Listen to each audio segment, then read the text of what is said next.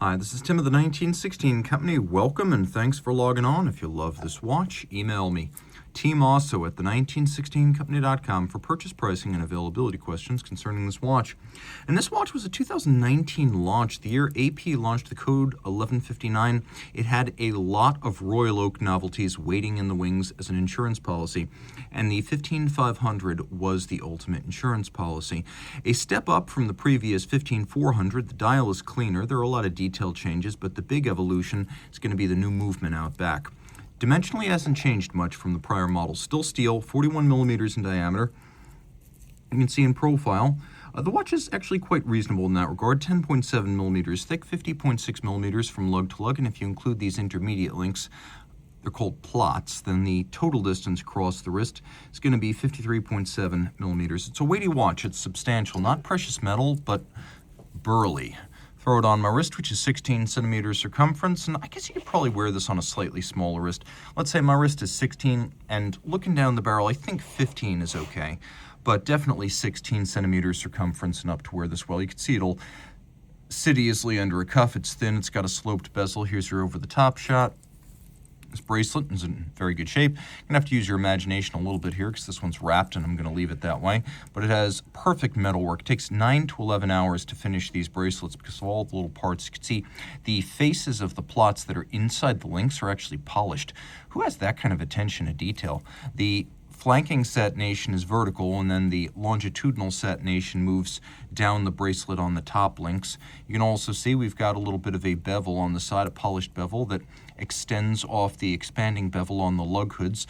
The metal finish on a Royal Oak is what you pay for. The original designer, Gerald Genta, proposed the Royal Oak as a bracelet that just happened to have a timepiece attached, as he fancied himself a jewelry designer first and foremost, and that was the guiding principle. The rounded octagonal bezel was inspired by a vintage diving helmet. We have removable links, and you can see that they are fixed in place using screws, and you've got a couple of them, so you should be able to find the right size. Double folding clasp with satination and media blast internally. It's a sequential close, one side before the other.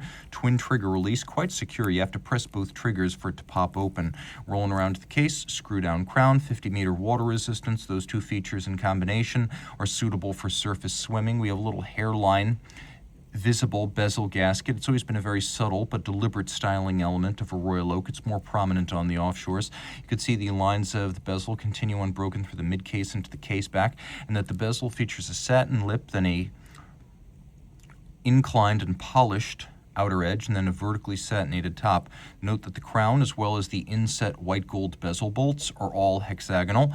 We have the Grande Tapisserie. It is the large hobnail, but not the largest hobnail. The mega on the offshore is stamped, and then the grand et the petit, or I should say et le petit, are the ones that are pantograph cut. And so the petite tapisserie is the one that you'll find on the jumbo, and the grand is what you'll find on a standard 41 millimeter Royal Oak. So you have the hobnails on the small and the large, cut by a pantograph, and if you take a look, you can see all of the little marks left by the pantograph, a 19th century mimicry engine.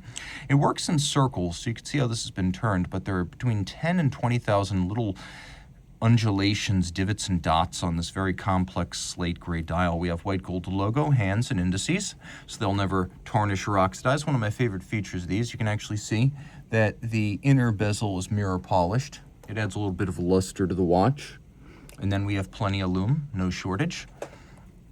The watch features an instantaneous jumping date at midnight, and then we also have a stop seconds function and a quick set. You can see in good taste the date disc is the same color as the dial. Some text was removed in the jump from 1400 to 15500.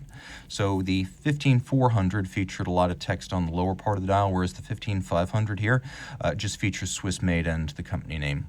The watch also includes a new movement. This is where things really changed in 2019. The 4302, it's 32 millimeters in diameter. The old 3120 was only 26 and change, so this better fills a big case back. Ceramic ball bearings, automatically winding, a 70-hour power reserve, now a 4 hertz beat rate rather than 3, free-sprung Gyromax style balance with a full balance bridge for shock resistance. If you look at the center of the rotor, you can see it is very subtly shaped like the rounded octagon of the bezel.